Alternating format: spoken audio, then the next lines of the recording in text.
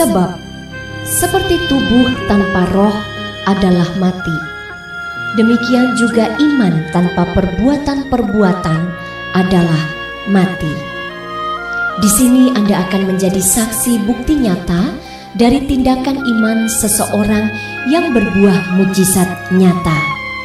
Simak di Kata Hati, kisah nyata akan harapan dan tindakan iman, hanya di El Shaddai FM. 91.3 El Shaddai FM Praise and Worship Music Station. Shalom keluarga El Shaddai dimanapun Anda berada yang senantiasa diberkati Tuhan. Apa kabar hari ini? Tentunya sangat luar biasa dalam berkat dan perlindungan Tuhan. Puji yang luar biasa. Kembali saya Yohana Win kembali hadir untuk Anda tentunya. Dimana saat lagi kita akan bersama-sama menyimak satu kesaksian dari Kak Deviana yang ada di kota Tangerang. Melalui Zoom sudah ada di hadapan saya, cantik, dan tentunya juga kesaksian Kak Deviana ini pasti akan menjadi berkat untuk setiap kita. Untuk itu keluarga El Shaddai tetaplah ada di 91.3 El Shaddai FM di program Kata Hati ini. Apapun yang menjadi pergumulan Anda, kita percaya bahwa di dalam Tuhan Yesus selalu ada pertolongan yang ajaib. Kita punya Tuhan yang senantiasa sanggup menopang dan memberikan kekuatan bagi kita.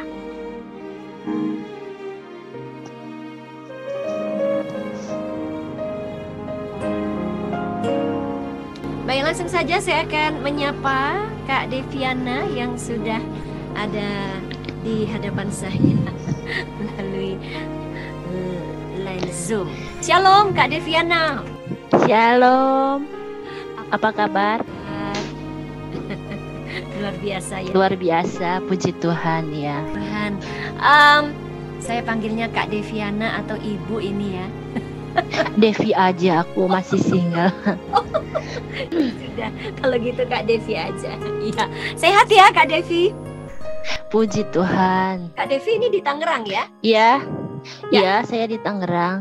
Oke, terima kasih sudah menyediakan waktunya untuk kiranya nanti kesaksian Kak Devi akan menjadi berkat bagi keluarga El Shaddai. Ya, baik. Langsung saja Kak Deviana, apa yang akan Anda bagikan untuk keluarga El Shaddai? Silakan. Baiklah.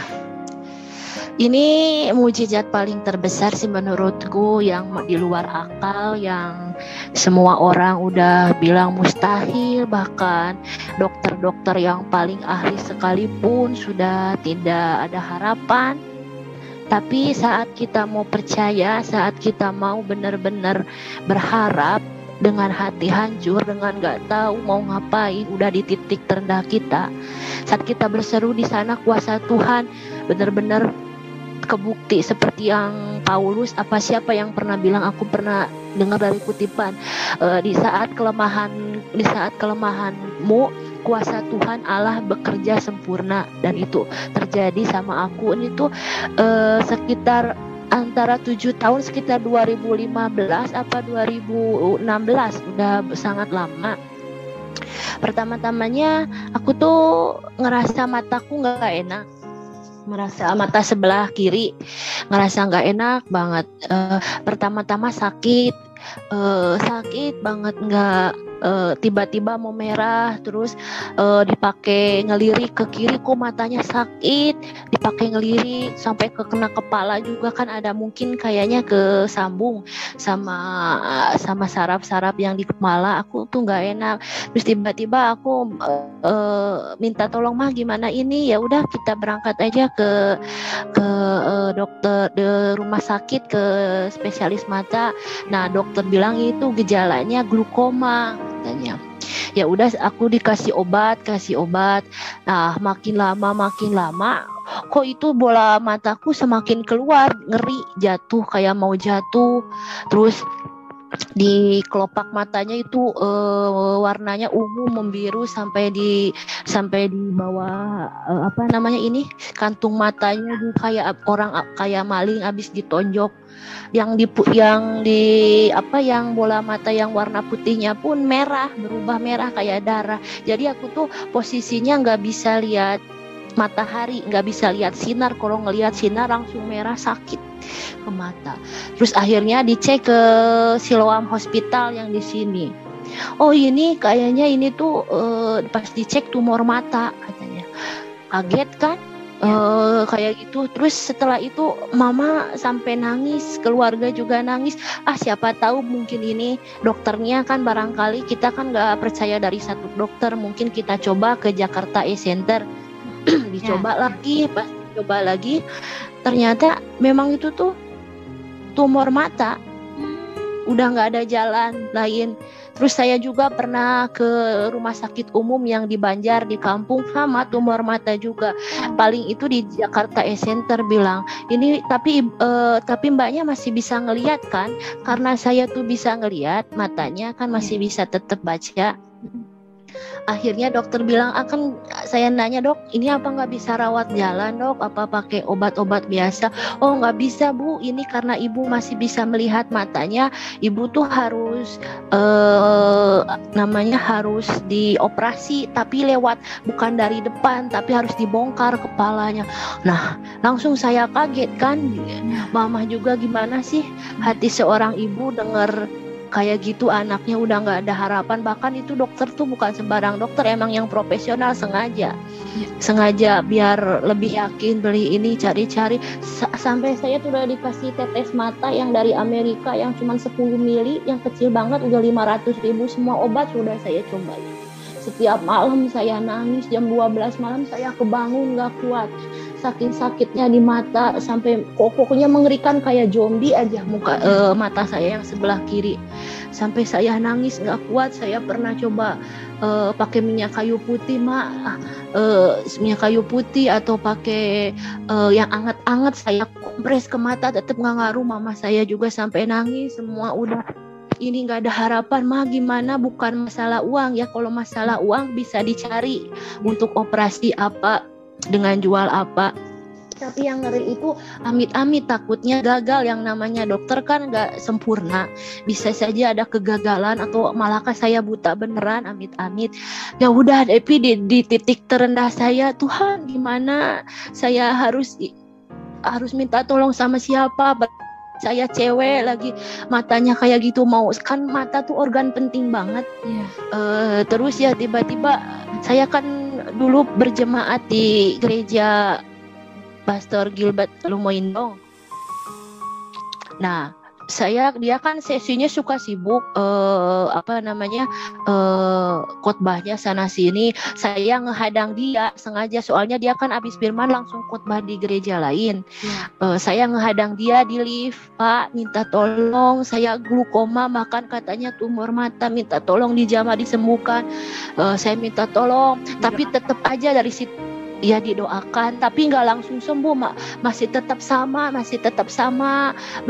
kayak gitu. Mungkin proses dari Tuhan. Saya udah titik terendah, saya datang ke Tuhan, ini gimana? Saya sudah cukup harap Tuhan, sudah di titik saya tidak bisa ngapa-ngapain. Saya sudah berusaha pergi berobat, kasihan mama cici juga, bukan masalah waktu, mereka juga terketarik pikirannya, mereka pusing, sayang mikirin saya.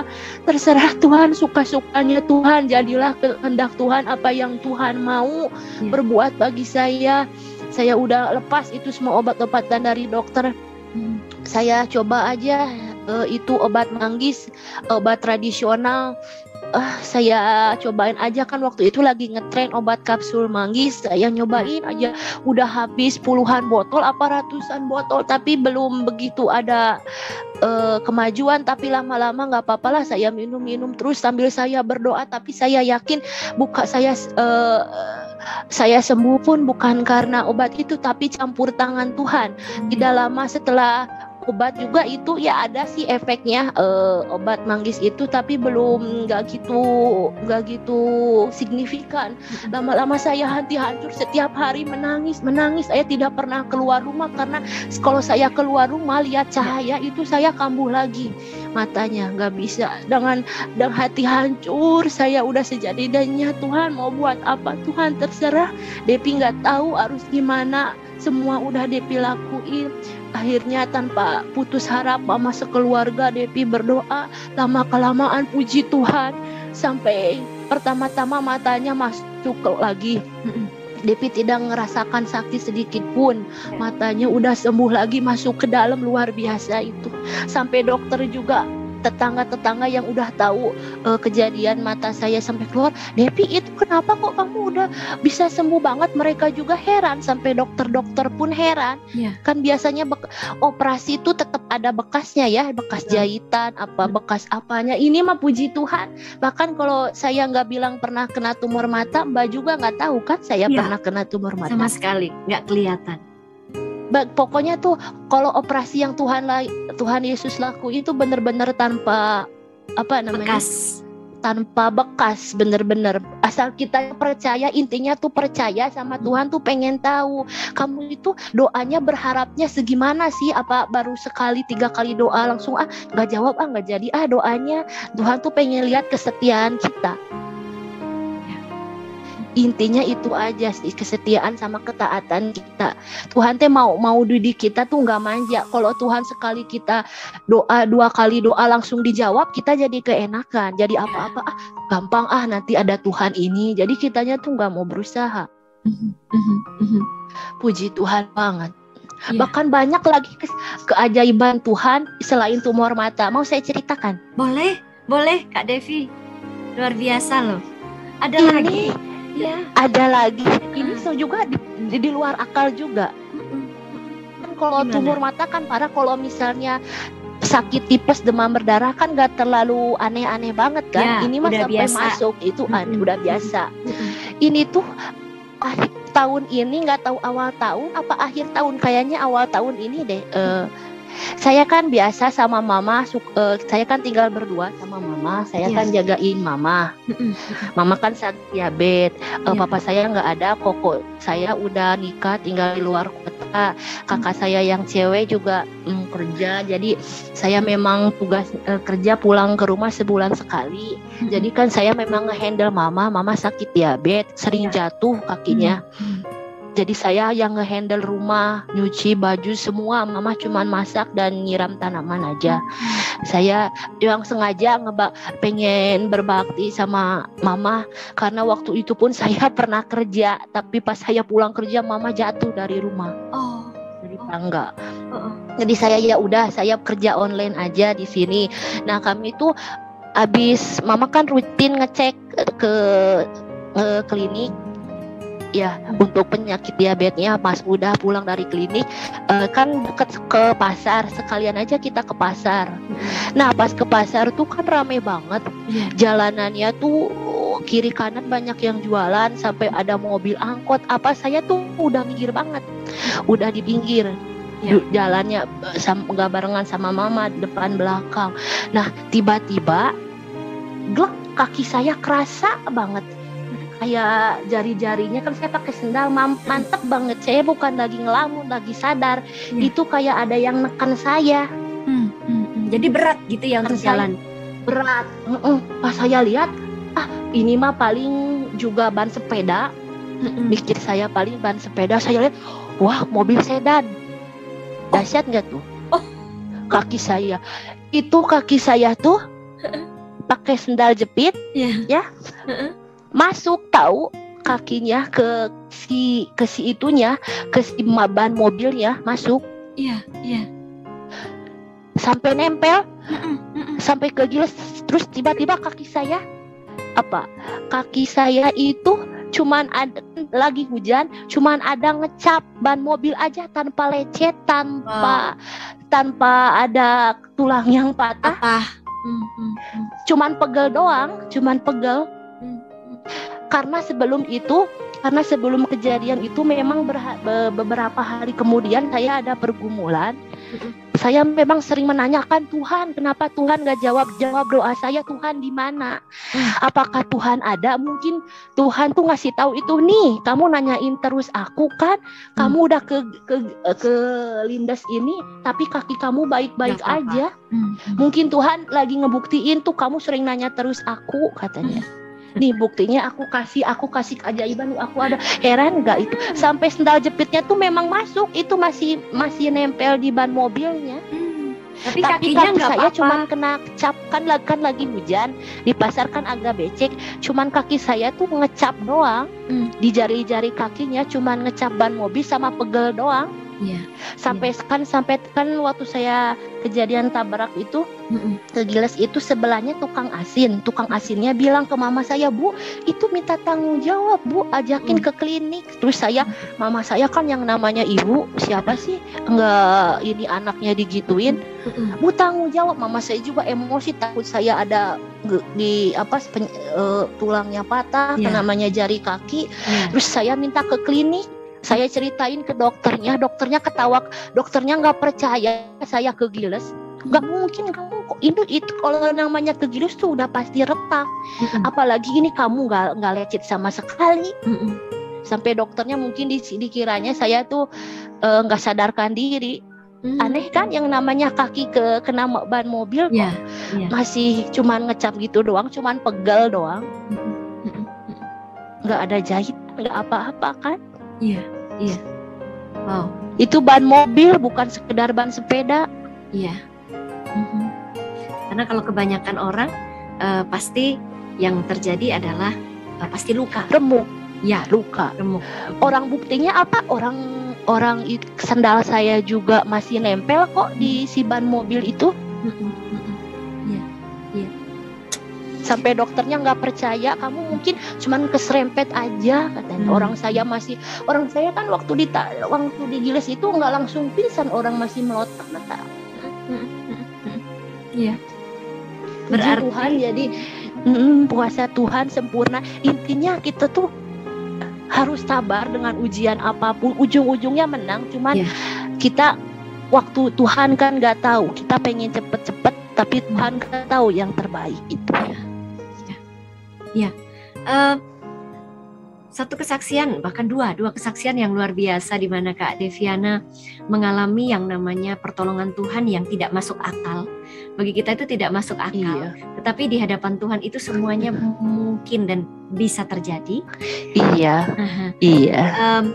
Apa yang membuat pada saat pertama kali waktu Kak Deviana divonis dokter mengalami yang namanya sakit tumor mata sebelah kiri ya, itu sebelah kiri ya Kak Deviana? Sebelah kiri.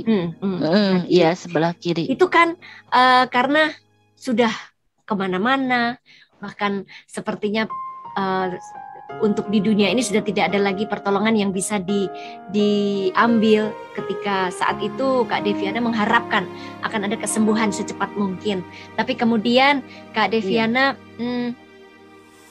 benar-benar berserah kepada Tuhan saat itu. Betul ya Kak Deviana? Iya, betul. Betul. Berserah, kemudian juga berserah, percaya. Habisnya udah percaya, soalnya udah di titik kita udah ngelakuin apa-apa, tetap aja belum ada sesuatu yang bisa sembuh gitu. Udah di titik, suka-sukamu Tuhan, sampai kasarnya buta sekalian, mau gimana lagi, ya udahlah, sampai di tahap gitu. Tapi bukan putus asa. Bukan putus asa, tapi ya udah pasrah. Kalau putus asa saya nggak akan mungkin terus berobat, nggak akan mencari solusi dokter. Betul. Kemudian apakah ada satu hal yang membuat Kak Deviana itu benar-benar yakin bahwa ini suatu saat Tuhan pasti akan tolong, Tuhan pasti akan sembuhkan? Mungkin pernah mendapatkan satu rema firman Tuhan atau bagaimana? Saya rema firman sih, saya suka imani itu, yang segala perkara dapat kutanggung Dia yang dalam memberi kelegaan padaku, sama Mazmur 91. Saya selalu imani setiap pagi saya suka rutin baca di Imani terus itu. Orang anaknya yang tunggal aja yang sampai parah, Tuhan Yesus kasih, Allah Bapa ngasih Tuhan Yesus, kok apalagi penyakit yang kayak gitu mungkin enteng banget sih bagi Tuhan. Betul. Tapi nih saya juga masih tahap belajar, kadang-kadang namanya manusiawi naik turun. Kadang-kadang saya juga sering, kenapa sih nggak dijawab Tuhan doanya? Tapi saat justru kejadian yang pas saya dilindas kakinya sama mobil itu saya mempertanyakan kayak yang, Tuhan di mana sih kok belum dijawab doa saya? Mungkin nih lu nanyain terus gue kasih tahu nih, kaki kamu kan baik-baik aja. Mungkin saya juga jadi malu. Oh iya Tuhan ada. Jadi jangan pernah meragukan kuasa Tuhan, dan perlindungan Tuhan itu senantiasa ada bagi setiap kita. Amin. Betul ya Kak Deviana. Wow. Betul. Wow, luar biasa. Ya asal kita berharap aja dari semua proses ya. Memang proses Tuhan tuh memang gak enak ya. Saya juga berapa kali jatuh bangun pakai air mata, kadang gak kuat, kepingin nangis. Betul. Tapi mungkinlah, masa kan namanya pencobaan tuh ada kadar luasan ya. Gak mungkin juga Tuhan kita ngasih cobaan terus tanpa ada jalan keluar. Iya, betul sekali. Ya pasti segala sesuatu yang Tuhan taruh dalam hidup kita, entah itu pergumulan sakit penyakit, entah itu pergumulan keluarga ataupun perekonomian, tapi di ujung sana Tuhan sudah sediakan jalan keluar, pasti. Amin. Ya, betul. Tinggal pasti. Kita itu tadi setia nggak? Tinggal kita itu mau taat nggak, gitu kan, Kak Deviana? Iya, ya betul. Tapi kadang ya sisi manusia kita juga kadang-kadang kita suka nakal, kadang-kadang suka nakal. Tapi diingatkan Roh Kudus lagi, balik lagi, minta ampun lagi. Kadang-kadang gitu. Iya, betul sekali. Jadi kita selalu diingatkan, dan kita bersyukur selalu punya Roh Kudus yang senantiasa mengingatkan kita. Kadang kalau kita nakal itu tadi ya, kalau kita nakal dalam tanda kutip. Iya. Dan ini juga sih, saya juga sebenarnya sekarang lagi ada pergumulan, tapi menurut saya bangga bisa di titik kayak gini semua karena Tuhan. Yes. Ya, saya ada di titik apa ya? Kalau mungkin secara orang manusia, siapa sih yang nggak mau dikasih uang? Siapa sih yang nggak mau dikasih tunjangan per bulan? Tapi saya tidak mau mengorbankan iman saya.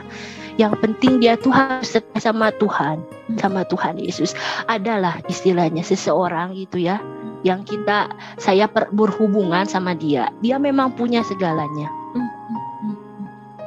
Dari materi, dari fisik, dari semuanya ada. Tapi kekurangan dia sangat jauh dari Tuhan. Saya mencoba menginjili dengan cara saya, dengan sebagai tenaga, tak sampai di titik saya ngambil doa puasa. Soalnya kita kan udah lama berhubungan. Ya. Dia sebenarnya kekurangannya itu aja, main cewek enggak, ini enggak, apa enggak, semuanya pokoknya dia tuh kayaknya idaman cewek sih kali ya, buat cewek dunia kali ya, buat cewek dunia mungkin idaman. Saya ngambil doa puasa, kan saya mau ngambil doa puasa, Tuhan ini bener enggak? Tapi saya ngambil doa puasa, Tuhan kasih jawab. Ya. Kasih petunjuk sama saya kayak kalau dia memang dari Engkau, bikin hati saya tenang, bikin lama-lama dia tuh mau mengenal Engkau. Tapi tuh kalau enggak, Tuhan tolong bikin saya segelisah mungkin sampai saya enggak gelisah, tapi yang dibuat Tuhan gelisah terus saya. Kemudian say goodbye. Kamu kalau nggak bisa gitu, buat apa sih aku mengenal Tuhan gini. Oh ya sudah. Oh berarti memang dia, bukan berarti kita nggak mau terus menginjili ya, tapi kalau orangnya memang tidak dibukakan. Saya berapa kali menginjili, tapi dianya tidak mau. Iya. Walau memang berat, sekarang saya jujur masih berat. Bagaimanapun dia baik. Iya. Apa yang saya iniin, dia ada kekurangan, dia cuma satu, tidak mengenal Tuhan saja. Iya. Tapi kita percaya bahwa Tuhan nanti pasti akan sediakan yang terbaik buat Kak Deviana. Amin. Saya juga yakini itu. Ya. Kalau kita memang membela Tuhan satu, mengutamakan Tuhan mati-matian, masa sih Tuhan, ngapain sih kamu gitu? Pasti Tuhan aku memperhatikan, Tuhan memperhatikan. Aku percaya, walaupun kata orang-orang sekitar kamu bodoh, dia udah perfect, segala uang ada, dari tampang semua bercukupan. Tapi kan, apakah bisa hati saya tenang? Betul. Apakah bisa dia membawa saya ke jalan Tuhan? Ya. Emang lebih istilah kasarnya tuh lebih baik saya nangis untuk sementara waktu daripada saya nanti nangis seumur hidup menjalani dengan orang seperti itu. Ya. Ya, saling mendoakan saja semuanya. Betul. Ya. Yang jelas iman daripada Kak Deviana tetap kokoh di dalam Tuhan, tidak tergoyahkan dengan apapun juga, karena kebanyakan dari kita sebagai manusia kita pikir nanti itu bisa diatur, nanti gampang, nanti bisa diatur. Saya juga pertamanya mungkin nanti kalau kita sudah berumah tangga, nanti gampang. Tapi saya ingat kata pendeta yang ngomong, kalau udah tahu dia tidak sepadan dan tidak seiman, jangan berani-berani kamu mencobai Tuhan. Betul. Ya. Resikonya, kecuali iman kita sudah kuat banget, seperti seorang pendeta misalnya yang sudah diurapi Tuhan, baru kita boleh, namanya kita kan masih belajar, belum tentu kita kuat. Saya tidak mau mengambil resiko yang begitu besar. Iya. Ini juga menjadi satu contoh bagi setiap kita yang masih single, ya, setiap keluarga LCD yang masih single juga, untuk tetap memiliki iman yang kokoh di dalam Tuhan. Jangan sampai tergoyahkan dengan apapun juga, terkhusus juga tentang pasangan hidup. Ini perlu dicontoh daripada apa yang menjadi pengalaman Kak Deviana. Ya, jadi saya percaya setiap keluarga LCD yang saat ini sedang mendengar, yang sedang galau begitu kan dengan pergumulan pasangan hidup, ketika mendengar kesaksian ini, semakin imannya dikokohkan di dalam Tuhan. Jangan sampai tergoyahkan. Oke, Kak Deviana, sesaat lagi ya kita akan kembali lagi di program Kata Hati. Ya, sebelum kita berpisah ini, Kak Deviana, apakah ada pesan? Pasti ada ya. Pesan apa yang akan Kak Deviana sampaikan untuk keluarga LCD? Silakan Kak Devi. Shalom semuanya. Semua karena kebaikan Tuhan. Pesan-pesan aku sih, saat kita, khususnya untuk penyakit dulu ya, saat dokter sudah berkata apapun, sekalipun kita sudah berobat ke luar negeri, bahkan dokter yang tercanggih dengan banyak detail dimanapun dia, saat itu bilang mustahil, tidak mungkin operasi, tidak ada harapan. Kita jangan mentah-mentah, karena mereka juga masih manusia biasa, mereka ada kekurangannya. Jadi kita punya Allah yang besar, orang anaknya juga yang tunggal Tuhan kasih, apalagi penyakit yang begitu enteng buat Tuhan. Jadi tetap tumpuan Tuhan, tapi bukan karena Tuhan juga kita langsung tiba-tiba nggak obat, menyerahkan diri. Kan dalam firman Tuhan juga bilang berdoa dan bekerja. Kita lakukan bagian kita sebisa kita, sisanya biar alih. Tetap yakini, kalau doa belum dijawab Tuhan, jangan menjudge Tuhan, Tuhan kok nggak sayang aku, kemana sih? Bukan, Tuhan itu tunggu tepat waktunya, karena mujizat Tuhan itu nggak terlalu cepat dan nggak terlalu terlambat. Tuhan tuh ada di situ. Tuhan tuh pengen lihat kita tuh, kita tekun nggak, berharap minta nggak sama Dia. sungguh-sungguh nggak berharapnya apa kita masih kemungkinan nanti aku punya dokter ahli pergi ke sini mungkin dokter. Nah kita masih memikirkan kekuatan atau uang yang kita punya. Kita harusnya sepenuhnya sama Tuhan, minta sama Tuhan, dan nggak mungkin Tuhan nggak kabulin. Asal kitanya setia dan juga asal kitanya berharap sama Tuhan. Dan apapun itu juga jangan pernah menjual iman kita. Mungkin ini orang-orang sering di sekitar saya bilang, kamu so suci banget sih, so religius. Tapi gimana emang itu yang saya rasain kok.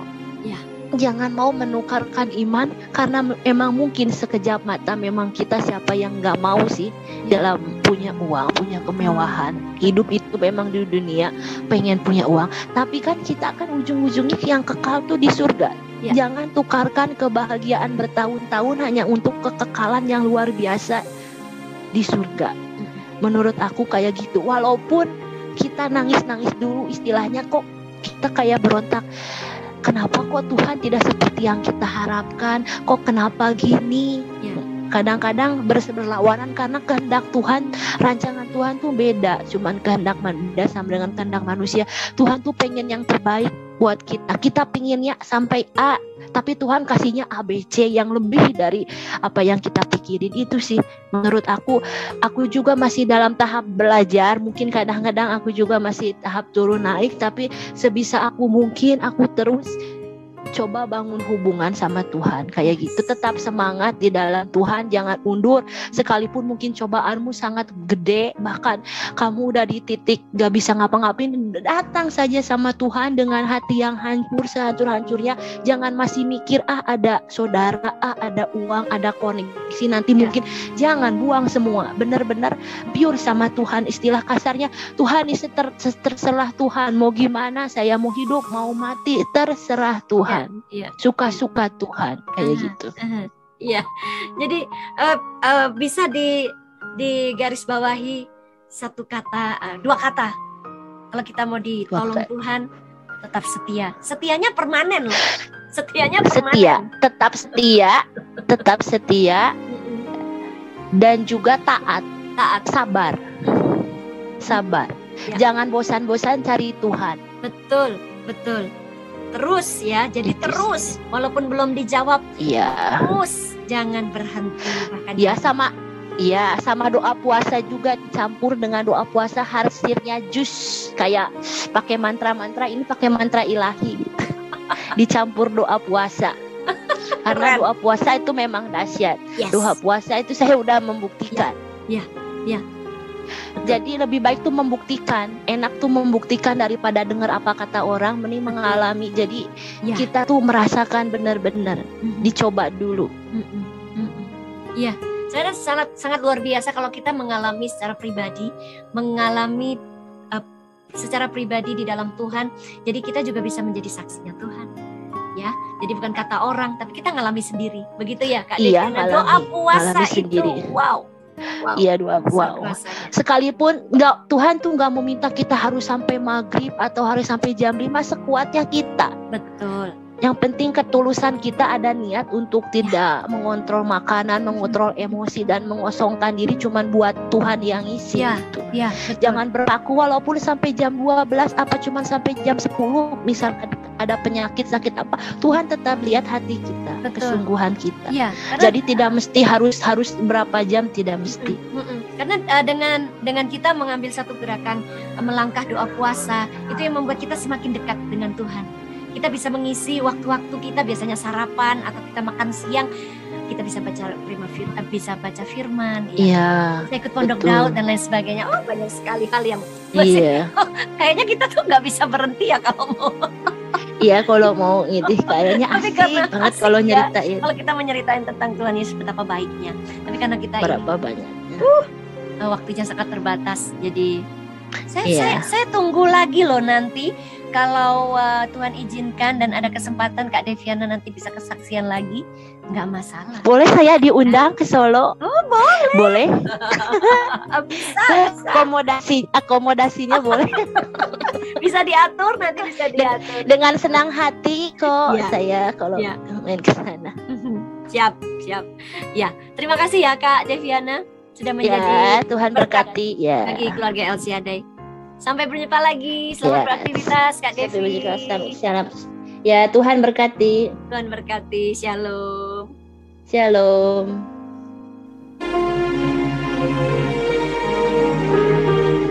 Keluarga El Shaddai, dimanapun Anda berada, kita sudah ada di penghujung program Kata Hati. Dari Jalan Jonegara 3 Abiduran Surakarta, saya Yohana Win bersama dengan seluruh tim Kata Hati dan juga narasumber kita hari ini yaitu Kak Deviana yang ada di Tangerang. Pamit undur dari ruang dengar Anda. Terima kasih atas kebersamaan Anda semuanya. Kita bisa berjumpa kembali di lain kesempatan, tetap di program yang sama, itu Kata Hati. Kisah nyata akan harapan dan tindakan iman. Tetap bersemangat, tetap bersuka cita dalam Tuhan, dan tetaplah mengucap syukur dalam segala hal. Shalom. Tuhan Yesus memberkati.